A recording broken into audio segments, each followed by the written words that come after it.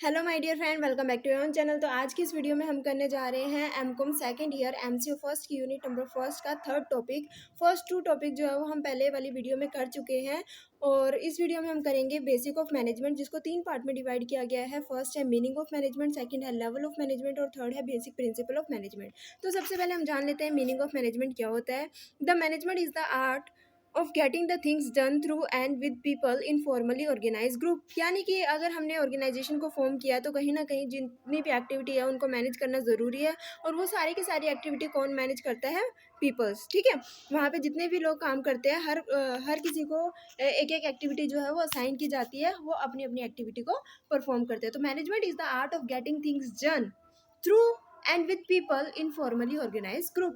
It is the process of planning, organizing, leading and controlling the activities of an organization to increase its efficiency। यानी कि अगर हम बात करते हैं तो मैनेजमेंट होता है क्या, एक प्रोसेस है। पहले हम क्या करते हैं, चीज़ों को प्लान करते हैं किसी भी ऑर्गेनाइजेशन में कि हमें क्या करना है, क्या हमारा ऑब्जेक्टिव है। उस ऑब्जेक्टिव के अकॉर्डिंग, उस प्लान के अकॉर्डिंग, गोल के अकॉर्डिंग हम क्या करते हैं, चीज़ों को ऑर्गेनाइज करते हैं। ठीक है, ऑर्गेनाइज, लीडिंग, डायरेक्टिंग, कंट्रोलिंग, तो ये सारे के सारे क्या होती है, एक्टिविटीज़ होती है मैनेजमेंट की, ताकि हम किसी भी ऑर्गेनाइजेशन के अंदर इफिशिएंट तरीके से क्या कर सके, काम कर सके। ठीक है, the philosophy and the principle of organization and the management are widely use for enhancing the efficiency and productivity of the enterprises. तो जितनी भी फिलोसफी होती है, प्रिंसिपल जो होते हैं ऑर्गेनाइजेशंस के, मैनेजमेंट के, ठीक है, ऑर्गेनाइजेशन और मैनेजमेंट के जो भी प्रिंसिपल्स होते हैं उनका यूज़ किया जाता है ताकि हमारी ऑर्गेनाइजेशन की इफिशियंसी और प्रोडक्टिविटी को इंक्रीज़ किया जाए। ठीक है, उसके बाद आते हैं हम लेवल ऑफ मैनेजमेंट, जो हमने सबसे पहले पढ़ा था कि बेसिकली मीनिंग क्या होता है, मैनेजमेंट होती क्या है। मैनेजमेंट एक तरीके की आर्ट होती है, यानी कि सपोज करो हमने किसी एक ऑर्गेनाइजेशन को फॉर्म तो कर लिया, सिर्फ ऑर्गेनाइजेशन को बनाना ज़रूरी नहीं है, उसको प्रॉपर वे में मैनेज करना, हर एक चीज़ों को असाइन करना अच्छे से। ठीक है, प्लानिंग करना, ऑर्गेनाइजिंग करना, डायरेक्टिंग, कंट्रोलिंग, स्टाफिंग, ये सारी एक्टिविटी हम पहले जो है 11th-12th क्लास में पढ़ चुके हैं। तो ये सारी चीज़ें जो है मैनेज करना, और जितने भी हमारे प्रिंसिपल होते हैं ऑर्गेनाइजेशन के, मैनेजमेंट के, उनको अच्छे से फॉलो करना। ठीक है, ताकि हम जितने भी हमारे गोल्स है, ठीक है, जो भी प्रोडक्टिविटी है, उसको इफिशिएंट तरीके से हम कर सकें। तो ये था हमारा बेसिक मीनिंग ऑफ मैनेजमेंट। उसके बाद हम जान लेते हैं कि मैनेजमेंट कितने लेवल पे किया जाता है। बेसिकली मैनेजमेंट जो है 3 लेवल पे किया जाता है, top management, middle level management और सुपरवाइजरी और जूनियर लेवल मैनेजमेंट। तो अब हम जानेंगे कि इन तीनों का क्या क्या रोल है। ठीक है, सबसे पहले हम जान लेते हैं टॉप लेवल मैनेजमेंट के बारे में। तो it get involve in all the activities like planning, organizing, directing and controlling. यानी कि जो हमारा टॉप लेवल मैनेजमेंट होता है वो कौन कौन सी एक्टिविटी में इन्वॉल्व होता है, planning, organizing, directing and controlling. ठीक है, however it focus more on planning and organizing then the other level of management. यानी कि एक ऑर्गेनाइजेशन में जो हमारा टॉप लेवल मैनेजमेंट है वो ज़्यादातर फोकस किस पे देता है, प्लान करने पे और चीज़ों को ऑर्गेनाइज करने में जो है मोर कंसंट्रेट किया जाता है। Prime focus of top management include enhancing share holders value, providing visions and mission to organization, upholding overall objective of the organization, taking policy decision, review of budget, keeping organization financial sound। तो जो main top management का concern होता है, जिन पे top management ध्यान देता है, वो है कि जितने भी शेयर होल्डर होते हैं उस कंपनी के, ऑर्गेनाइजेशन के, उनके शेयर्स को एनहेंस करना, शेयर होल्डर की वैल्यू को एनहेंस करना। ठीक है, ऑर्गेनाइजेशन का विजन क्या है, ऑर्गेनाइजेशन को बनाने का मिशन क्या है, उन चीज़ों पे ध्यान देना। ठीक है, ऑर्गेनाइजेशन का ऑब्जेक्टिव क्या है। तो कोई भी ऑर्गेनाइजेशन अगर हम चलाते हैं ना, तो कहीं ना कहीं कोई पॉलिसी बनाई जाती है, तो जितनी भी पॉलिसी से रिलेटेड डिसीजन होते हैं वो भी टॉप लेवल मैनेजमेंट लेते हैं। तो कहीं ना कहीं अगर हम ऑर्गेनाइजेशन में काम कर रहे हैं तो कहीं ना कहीं बजट भी इन्वॉल्व होता है। ठीक है, तो हाँ, ऑर्गेनाइजेशन का बजट कितना होगा, मशीनों कितने की आएगी, रॉ मटेरियल कितने का होगा, तो ये सारी चीज़ों पे जो ध्यान देता है वो कौन देता है, हमारा टॉप लेवल मैनेजमेंट। उसके बाद आता है there are more requirement of the conceptual skills than human skills और technical skills at the level of top management. तो टॉप लेवल मैनेजमेंट पे सबसे ज़्यादा किस चीज़ की ज़रूरत होती है, कंसेप्चुअल स्किल्स की ज़रूरत होती है। ठीक है, rather than human skills and technical skills. उसके बाद आता है हमारा middle level management. Middle level management होता क्या है, with guidance of top management to accomplish the objective of the organization। यानी कि जो हमारा मिडल लेवल मैनेजमेंट होता है वो टॉप लेवल मैनेजमेंट की गाइडलाइंस के अकॉर्डिंग क्या करता है, काम करता है। जितने भी पॉलिसी वगैरह बनाई जाती है उन सबको इम्प्लीमेंट कौन करता है, मिडल लेवल मैनेजमेंट। यानी कि टॉप लेवल ने तो पॉलिसी वगैरह बना दी, बजट वगैरह दे दिया, उनके एक गाइडलाइंस प्रोवाइड कर दी। टॉप लेवल मैनेजमेंट ने क्या कर दी, एक गाइडलाइंस प्रोवाइड कर दी, उस गाइडलाइंस को फॉलो करने का काम किसका होता है, मिडल लेवल मैनेजमेंट का। It carry out organizing function in more detail in order to keep top management free from doing planning level activities, यानी कि जितने भी प्लानिंग की थी टॉप लेवल ने, प्लानिंग तो कर ली लेकिन वो प्लान करना इनफ नहीं होता, ठीक है, उसको इम्प्लीमेंट भी करना ज़रूरी होता है। तो वो एक्टिविटीज़ को कौन इम्प्लीमेंट करता है? हमारा middle level management. There are more requirement of human skills than conceptual skills और technical skills at the level of middle management, ठीक है। लेकिन अगर हम बात करते हैं हमारे मिडल लेवल मैनेजमेंट की, तो यहाँ पे ह्यूमन स्किल्स का ज़्यादातर यूज़ होता है रेदर देन कंसेप्चुअल और टेक्निकल स्किल्स।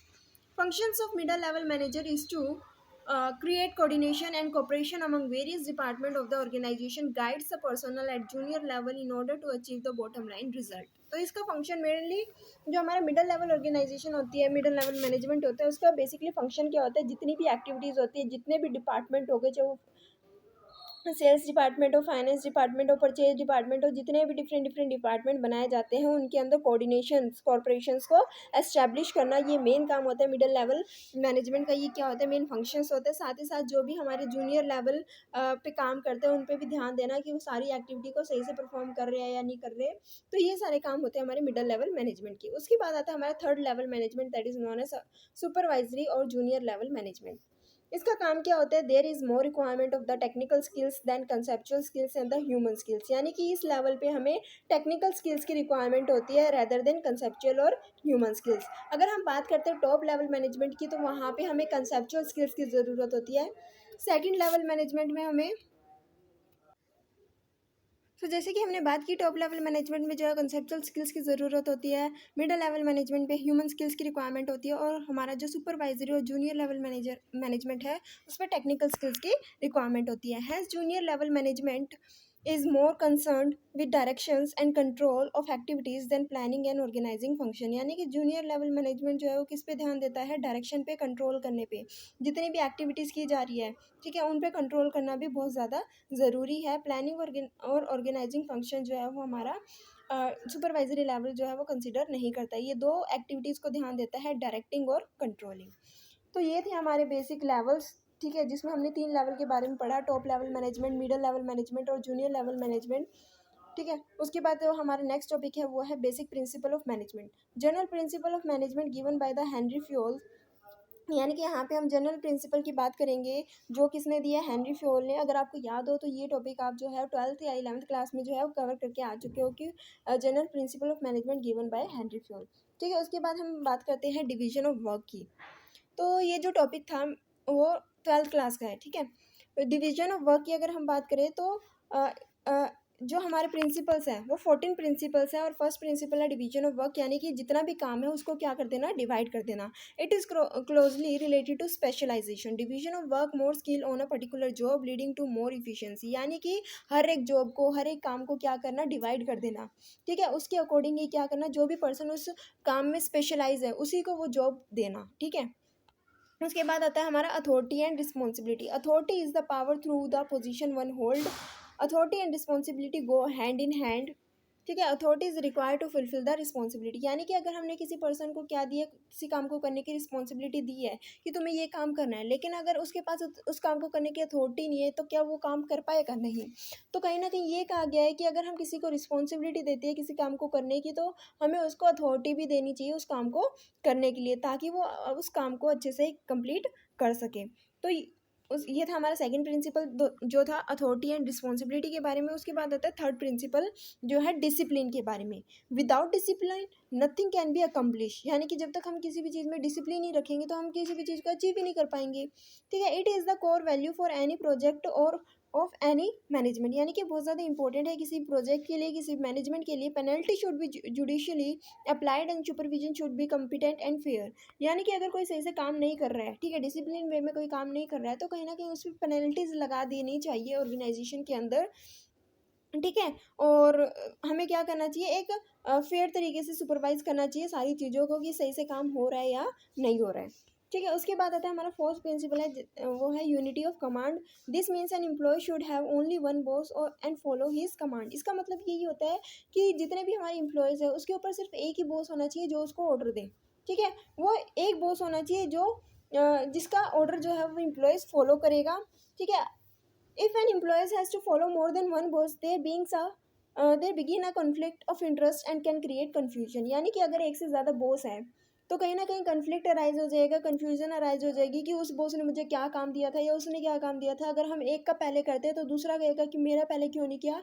तो इस तरीके से जो कॉन्फ्लिक्ट है वो अराइज हो जाएंगे और जो हमारे एम्प्लॉयज़ है वो अच्छे से किसी भी बॉस की जो है कमांड को फुलफिल नहीं कर पाएगा। तो इसलिए यूनिटी ऑफ कमांड में कहा गया है कि बेसिकली अगर एम्प्लॉयज़ के ऊपर सिर्फ और सिर्फ एक ही बॉस होना चाहिए जिसकी कमांड को हमारा एम्प्लॉय जो है वो फॉलो करेगा और अच्छे से अपने जो काम है वो भी कर पाएगा उस बॉस का।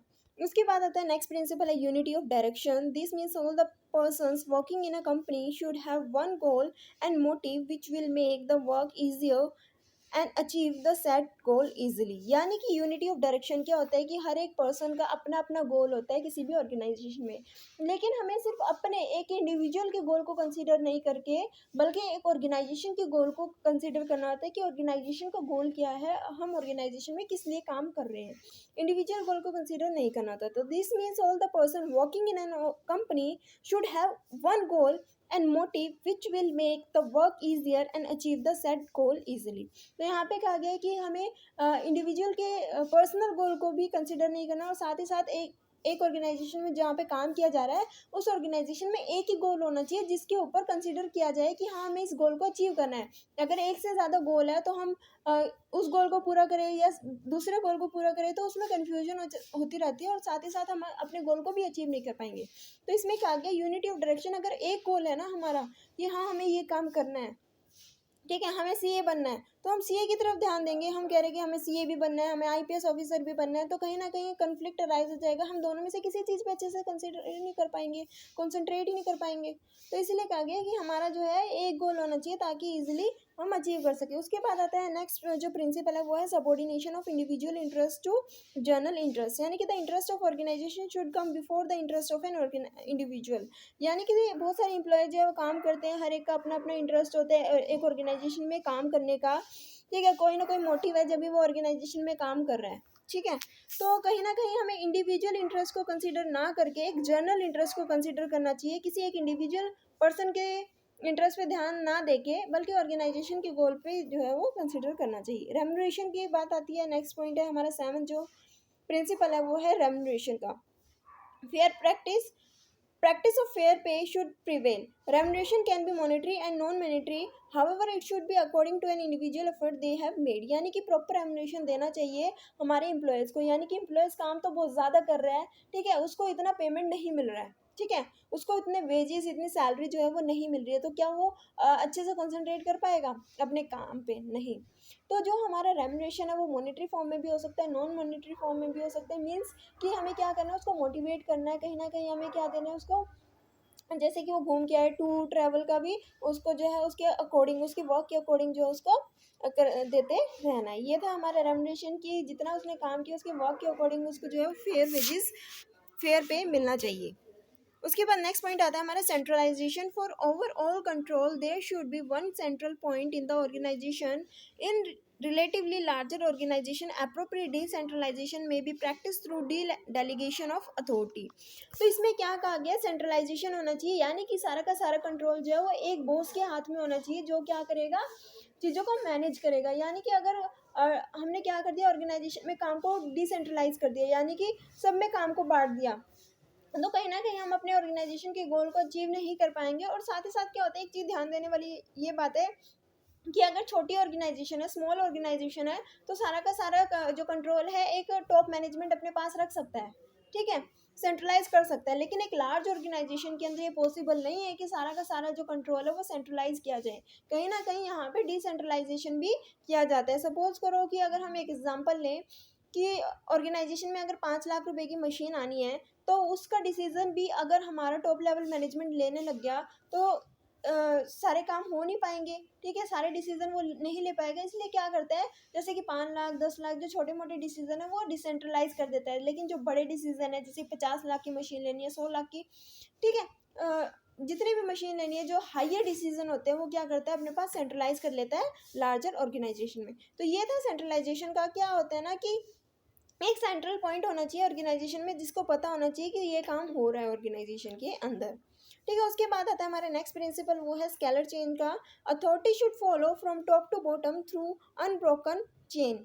ठीक है। स्केलर चेन का मतलब क्या होता है कि एक लाइन वाइज एक अथॉरिटी, मतलब एक ऑर्डर में जो है वो काम किया जाना चाहिए। सपोज करो 3 है, पर सबसे ऊपर है लेवल ए, उसके बाद है लेवल बी, उसके बाद है लेवल सी। यानी कि अगर लेवल सी को कोई काम है तो वो डायरेक्ट लेवल ए के पास नहीं जाएगा, सबसे पहले वो किसके पास जाएगा, लेवल बी के पास जाएगा। उसके बाद जो है लेवल बी लेवल ए के पास जो है उसकी बात लेके जाएगा। तो ये था कि हमारा स्केलर चेन फॉलो होना चाहिए। ठीक है। Through scalar chain, various people in the organization are connected in a particular way, and the chain determine the direction of flow of communication। यानी कि जो चेन है वो क्या बता रही है, फ्लो ऑफ कम्युनिकेशन बता रही है। यानी कि लेवल ए को कोई बात कहनी है तो वो लेवल बी को कह रहा है, लेवल बी को कोई बात कहनी है तो वो लेवल सी को कह रहा है। तो इस तरीके से क्या है, लेवल फॉलो हो रहा है, एक चेन फॉलो हो रही है। इसको हम क्या बोल रहे हैं, फ्लो ऑफ कम्युनिकेशन। ठीक है। However in many cases quicker action is possible at lower level directly communicate themselves. यानी कि अगर हम बात करते हैं, अगर हम किसी भी ऑर्गेनाइजेशन के अंदर स्केलर चेन का फॉलो किया जा रहा है और डिसीजन जो है वो क्विकली लेना है, तो अगर लेवल सी से लेवल ए के पास बात पहुंचानी है तो सबसे पहले लेवल बी के पास जाना पड़ेगा। तो ये डिसीजन जो है वो डिले हो सकता है। तो अगर हमें क्विकर डिसीजन लेना है तो लेवल सी जो है अपने साथ वाले से कोई जो है उससे रिलेटेड जो है वो डिसीजन ले सकता है, या कम्युनिकेट करके अपना डिसीजन जो है वो ले सकते हो। ठीक है। तो ये कहा गया था कि स्केलर चेन में ये होता है कि एक चेन को फॉलो किया जाना चाहिए। ठीक है। उसके बाद जो हमारा नेक्स्ट प्रिंसिपल आता है वो है order. People and material should be at right place and at right time. A position should be manage with a person who is most suitable for that job. यानी कि ऑर्डर का मतलब जो भी सही मटेरियल की बात करें, अगर हम पर्सन की बात करें तो सही चीज़ें सही जगह पे होनी चाहिए। यानी कि अगर हम बात करते हैं किसी एक पर्टिकुलर जॉब की, एक जॉब है उसके ऊपर एक जो है पर्सन काम कर रहा है, लेकिन अगर उसमें स्पेशलाइजेशन नहीं है, उसको उस जॉब के बारे में कुछ पता ही नहीं है कि उसको करना क्या है, तो कोई फ़ायदा ही नहीं है उस पर्सन को उस जॉब पे रखने का।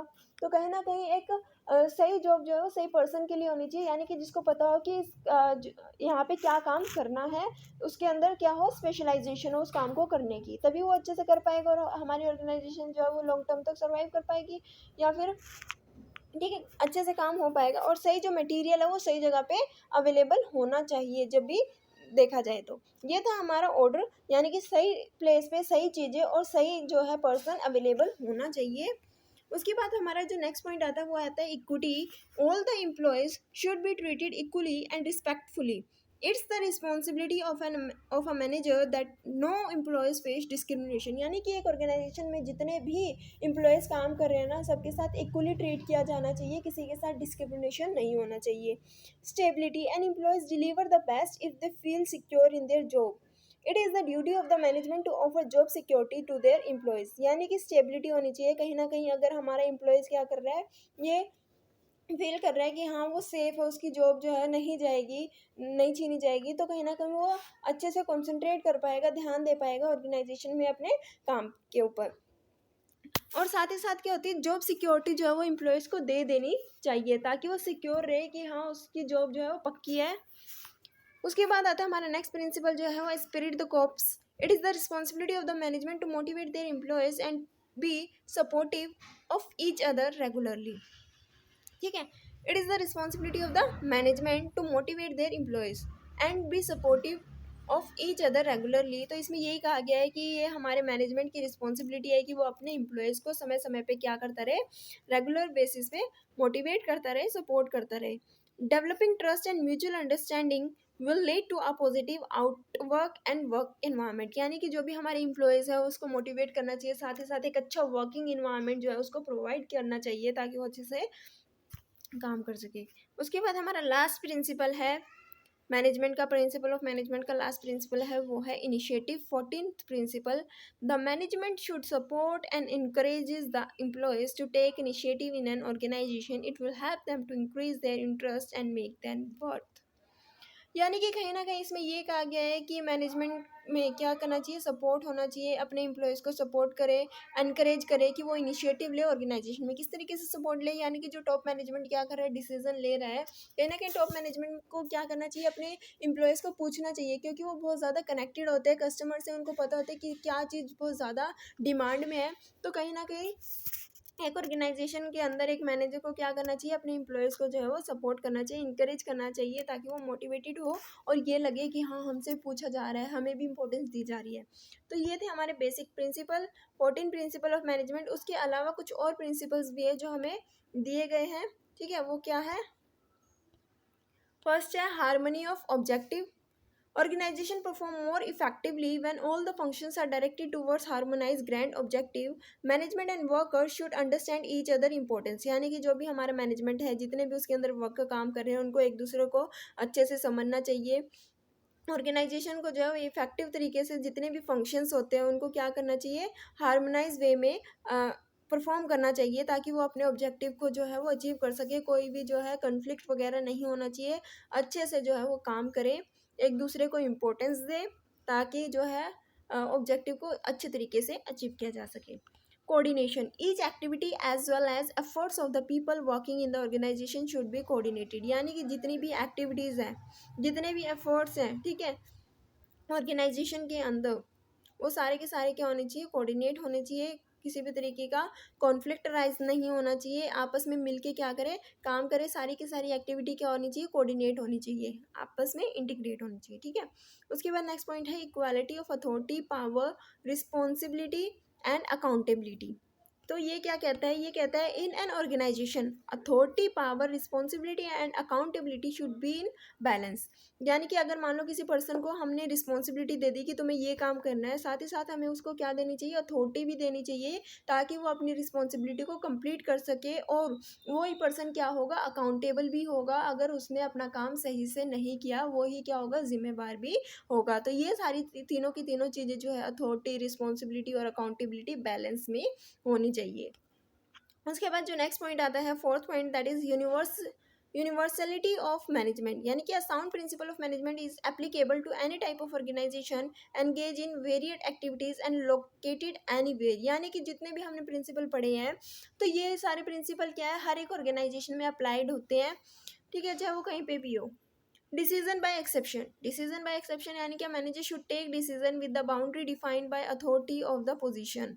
The higher authority should decide a matter beyond that boundary. यानी कि एक बाउंड्री के अकॉर्डिंग रह के हमें क्या करना होता है, डिसीजन लेना होता है। सपोज करो कि हमने कह दिया कि ये जो इस लेवल पे जो है तुम डिसीजन ले सकते हो कि अगर 10 लाख रुपीज़ की मशीन लेके आनी है, तो उससे रिलेटेड डिसीजन तुम ले सकते हो, ठीक है। तुम्हें हायर लेवल अथॉरिटी में जाके पूछने की ज़रूरत नहीं है कि मैं ये ले लूँ, ठीक है। इतना जो है ऑर्गेनाइजेशन ने तुम्हें क्या दिया हुआ है, अथॉरिटी दी हुई है कि इतने तक का तुम डिसीजन ले सकते हो, ठीक है।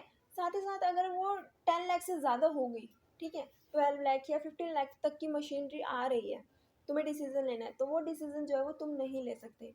तो एक बाउंड्री सेट कर दी कि इतने तक का डिसीजन सिर्फ और सिर्फ इस लेवल को लेना है, उससे ज़्यादा का डिसीजन लेना है तो वो हायर अथॉरिटीज़ जो है वो लेंगी।